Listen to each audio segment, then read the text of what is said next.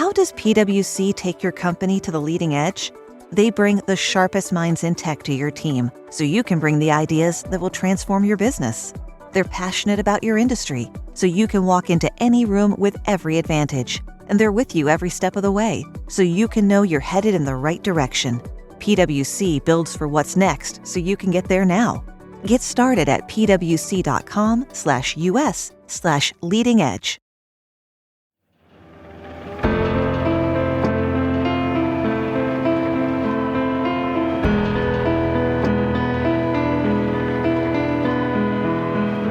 Hello and welcome back to Drilled. I'm Amy Westervelt. This month we are re-releasing Season 1 of Drilled about the origins of climate denial because a new peer-reviewed study in the journal Science has just been published, and it shows even more conclusively how much ExxonMobil scientists knew about climate change, as the company's executives were loudly proclaiming climate science to be uncertain. I spoke with the lead author of that study, Jeffrey Supran, about how it is helping to kill off a problem that we grappled with in the third episode of our first season, false equivalence, the media's tendency to think balance means giving equal space to both scientists and contrarians. The Abercrombie Kids Summer Sale is in full swing, with up to 50% off select styles for the season. Summer plans, vacation, and camp days are all covered with new dresses, shorts, tees, and swim. Abercrombie Kids has the summer staples they need and the looks that they want to wear. Shop in-store, online, or in the app. Offer applies to select styles as indicated. Discount applied at checkout online. Hey, it's Paris. You know I love sparkly things, right? Like stars. Duh. And thanks to Hilton and AutoCamp, I just slept under them. Picture me serving looks by the fire outside my luxurious Airstream, making s'mores with the kids, while a national park is our backdrop. The great outdoors meets Hilton hospitality. That's hot. Explore all the new ways to stay at Hilton.com. Hilton for the stay. I thought that our original study on Exxon's history of deception really spread pretty massively, but this one actually has outdone it really in terms of its reach. It's really been kind of an exhausting couple of weeks of media work, but that's a good thing. Yeah, no, I noticed that too. I thought it was interesting to see how much more of a wall of coverage there was of this study. Yeah, I really wasn't quite anticipating it. I think I had that natural hesitation kind of going off of Naomi and Stefan's instincts, and that I was of two minds. I was like, well, you know, people who are undeniably savvy about politics and communication, like AOC, have seen this as particularly potent, and there's got to be something there. But yeah, especially I think with TV coverage, there's been more this time round, and there's still a tail of coverage happening. So yeah, that visual medium is something that producers have been talking to me about. And then also, like I saw that Ollie Millman in The Guardian did a follow-up the other day, and there's also been some private correspondences that I can't share, but in general, there's an indication that those involved in both legal and grassroots advocacy efforts see the potential power of this to solidify some of their claims. Yeah, I saw a couple of people, even that are definitely in the climate bubble, knew about the Exxon stuff before, but were still like, oh, I didn't realize the extent to which they were doing all this modeling then, or that these models were this accurate, or things like that. So I think it just gives that extra kind of layer of credibility to it. Yeah, I do think that there is a complementary power to the hundreds of pages of historical documents and quotations and images and things, simply being able to put a single number and a single picture to what they knew and when. I like what Bill McKibben wrote when he wrote about it. He just said, God Almighty, they knew absolutely everything.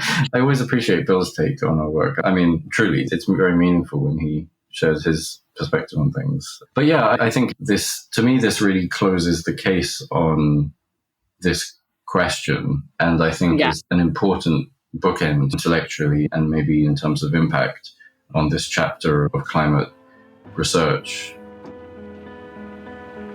The quantitative data in this most recent study seems to have been what a lot of journalists were looking for in order to say conclusively that Exxon was deceptive in its public comments about its own research.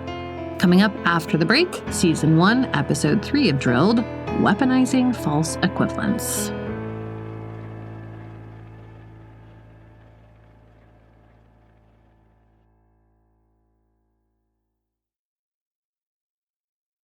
Previously on Drilled. The issue was not were we going to have a problem. The issue was simply how soon and how fast and how bad was it going to be, not if. Nobody at Exxon, when I was there, was discussing that. It was just, okay, how fast is it going to come? Can we do something about it? How bad is it going to be? And when is it going to get here? But not if. When we left off, Exxon had sent most of its scientists packing and seemed determined to spend millions not conducting climate science, but undermining it.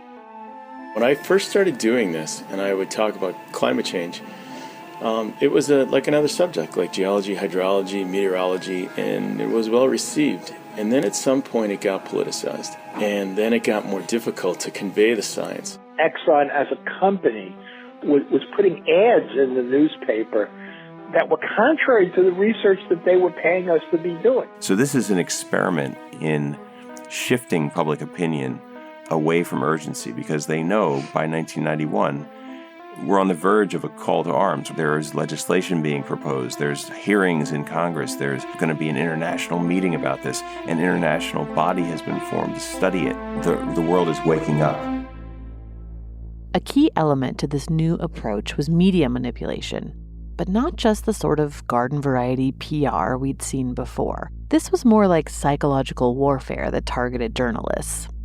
They may not have created false equivalence, that thing the media does where it gives equal coverage to both sides of a story, even when those two sides are not at all equally valid, but oil companies and the consultants they hired certainly weaponized it. Science historian Naomi Oreskes has traced this for years.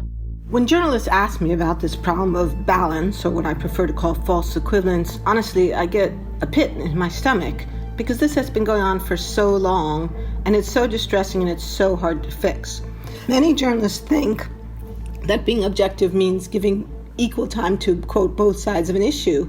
But in the case of scientific work, where scientists have worked on a problem, examined the evidence, and come to a conclusion, there really isn't an equal and opposite side. Sometimes I make an analogy or a metaphor with sports reporting. If the Yankees beat the Red Sox last night 6-1, journalists would report that, and they would not feel compelled to find someone to claim that the score was actually 6-4, or that in fact the Red Sox had won 6-1. That would be seen as completely preposterous, as in fact it is. But for me, as a scientist and a science historian, the kind of false equivalence that goes on in science journalism is as preposterous as if we were looking at both sides of a baseball game. And I think the fact that journalists don't get that is part of the problem. We all understand baseball. We know that baseball is a game. It's played by certain kinds of rules. At the end of the game, there's a score. Most journalists don't understand that while science is not a game, it is played by certain kinds of rules. Scientists follow those rules, and when they come to a conclusion, then unless you have new evidence, there really isn't another side. Really, if a journalist wanted to both sides a climate story, they'd be looking for a climate scientist with conservative projections on warming and one who's more of an alarmist. Not one who still claims that climate change either isn't happening at all, isn't that bad, or isn't exacerbated by humans. Part of the issue is the media's tendency to overcorrect in the face of accusations over bias. I myself have had editors remove mentions of climate science from a story about worsening wildfires because they don't want to, quote, make the story political. That framing was entirely manufactured by the industry. Here's researcher Kurt Davies again. What they did well was they politicized it is the wrong word, but it gets close. They made it a contentious science issue to the point where everybody had that feeling, and it was very deliberate. But oil companies didn't just manipulate the media and exploit their tendency toward false equivalency. That was just one part of a multi-pronged strategy. The industry also had to create a whole new batch of experts to drown out the legitimate science Exxon had previously funded. These so-called contrarian scientists had a variety of other explanations for what was causing climate change: the sun, volcanoes, normal shifts in climate. Willie Soon is a longtime industry favorite. He's best known for pushing the solar radiation theory, the idea that sunspots and natural solar cycles are what's actually responsible for climate change. It's a theory that's been debunked over and over again, including by the industry's own scientists.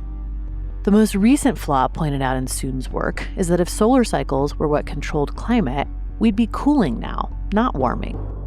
He's also fond of saying polar bears actually need less ice, and he still gets cited regularly by politicians. First of all, I'd like to know how many of you really believe that this gas called CO2, some people call it satanic gas, can be really dangerous for the climate and for the whole planetary Earth itself. How many of you? 0? Y'all can go home now. Anyway, the first disclaimer is that I truly speak here on my own behalf, but I am a scientist. I've been working in this subject, I would say, day in and day out. You can ask my wife for some 27 plus years. And I really are very serious. All I'm concerned about is actually the truth, as you know. Any of you know what is CO2 gas? Right here, CO2, okay? This is gas of life. So if they want to tell you that CO2 is dangerous, you tell them to stop breathing, right?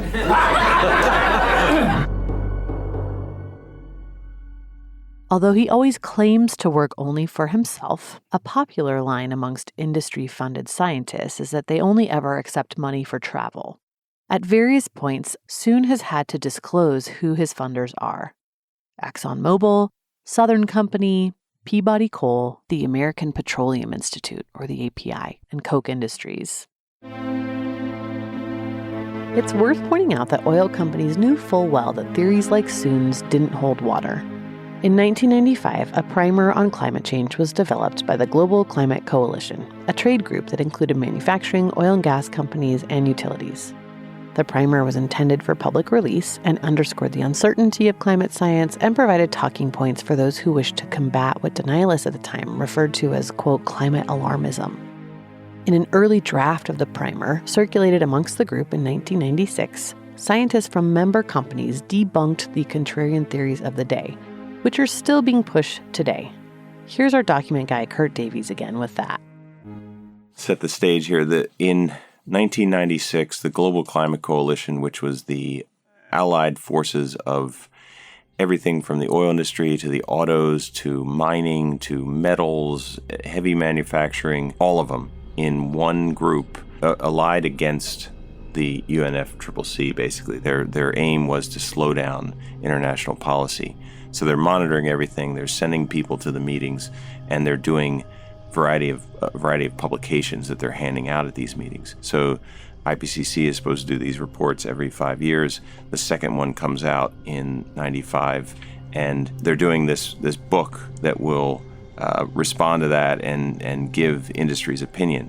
So there's a whole draft, and they go through all these different ways that you can still say that it's uncertain in the face of this phone book thick IPCC report. Part of this draft is a discussion only in the draft form of the question, as it's stated here, quote, are there alternative explanations for the climate change which has occurred over the last 120 years? And they go on to say, several arguments have been put forward attempting to challenge the conventional view of greenhouse gas-induced climate change. These are generally referred to as, quote, contrarian theories. This section summarizes these theories and the counter-arguments presented against them. And one by one, in this draft, solar variability, the role of water vapor, differences in the temperature record between the satellite record and the surface record.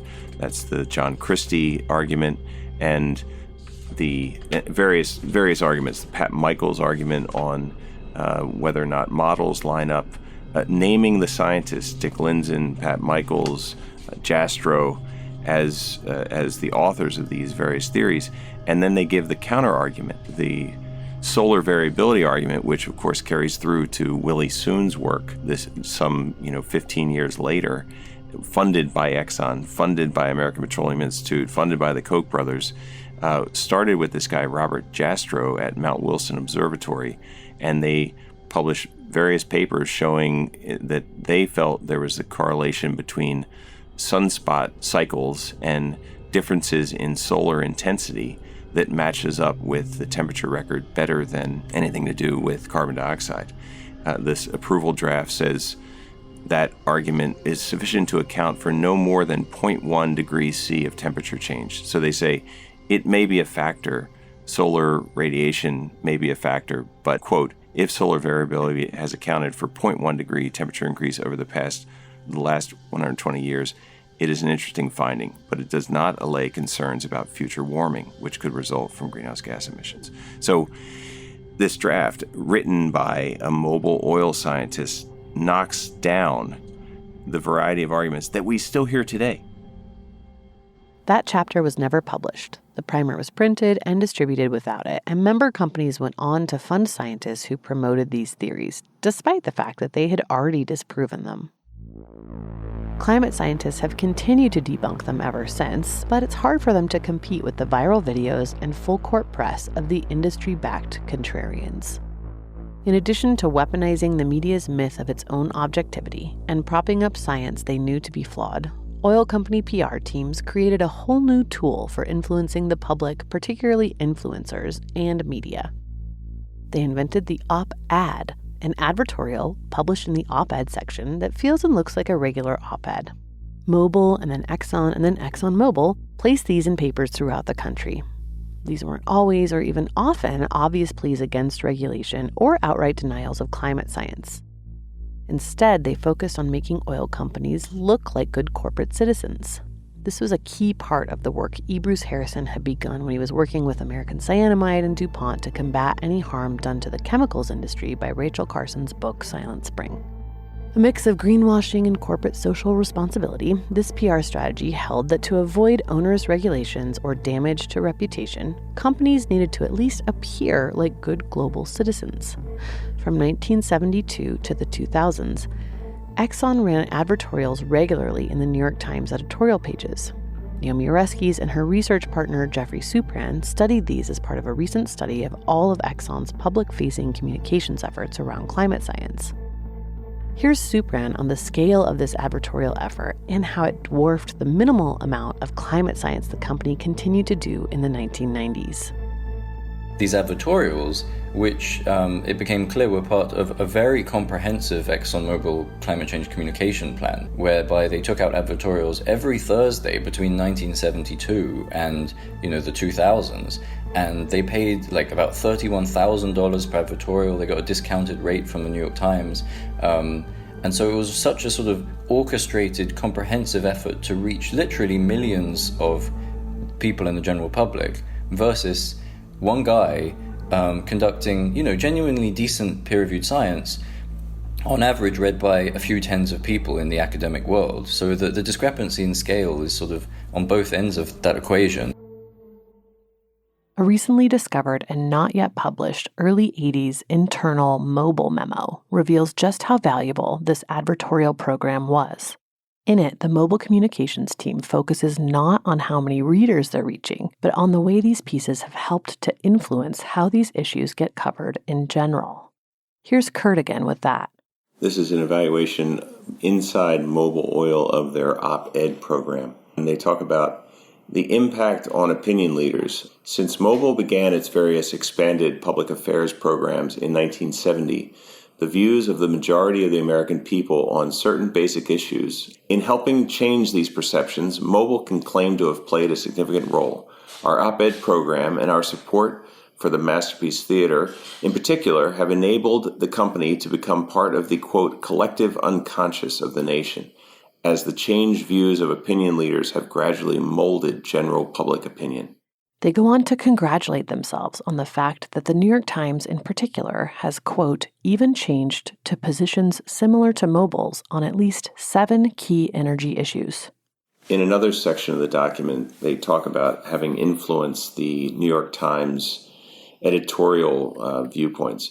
And the document says, quote, "Our analysis shows that the Times has altered or significantly softened its viewpoints on conservation, moving from a total reliance on conservation to advocating increased production incentives to solve the supply shortage, on monopoly and divestiture, moving from approving the breakup of the oil companies to opposing divestiture, on something called decontrol, moving from opposing decontrol to urging phased deregulation, on natural gas, moving from urging price controls to endorsing a speed up of deregulation and decontrol of new gas prices, and coal, moving from advocating strict environmental safeguards to suggesting more relaxed controls, on offshore drilling, moving from valuing environmental concerns at the expense of exploration and development to urging accelerated offshore drilling, and on gasohol, which is another name for ethanol,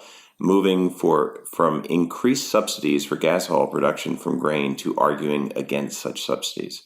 So they tallying how they have affected the viewpoints of the New York Times on conservation, monopoly and divestiture, decontrol, natural gas, coal, offshore drilling, and gasohol, all things that they had written op-eds on.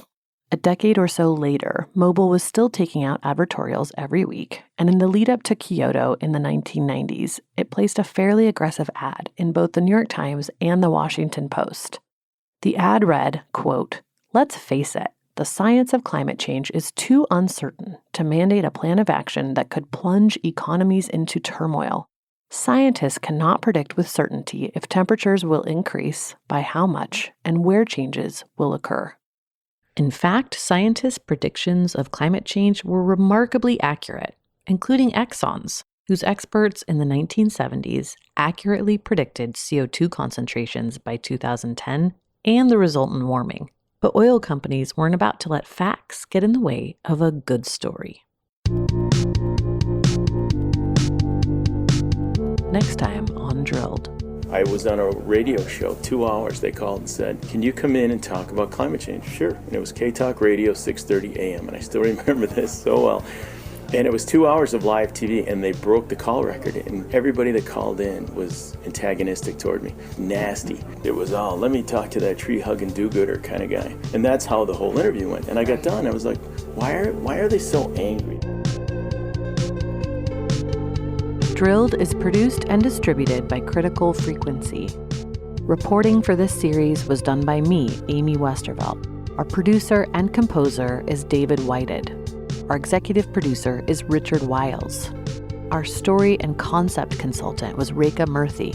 Our cover art was designed by Lucas Lisakowski. You can find Drilled wherever you listen to podcasts. Please remember to rate and review the podcast. It helps us find new listeners. Thanks for listening. See you next time.